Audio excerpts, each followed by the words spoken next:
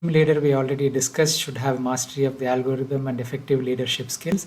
He doesn't need to be the most senior member, and the leader can change in the middle of the resuscitation process, but with a clear handover.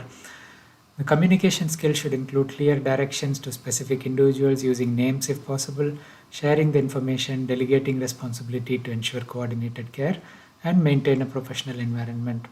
The team members should all be encouraged to contribute, and we should be aware of the entire clinical picture or big picture. Situation awareness for the entire team, especially the leader, is important. And we should be able to change track. You may be thinking of something but immediately change track. If you think a tube is blocked, you suggest and remove the tube and back the baby, because if the tube is blocked, nothing will work. So such things should be based on situation awareness. You don't get stuck to one rote rhythm. You just be quick to change if you think of something which might work, and you can say that loud and take the team's concurrence as well.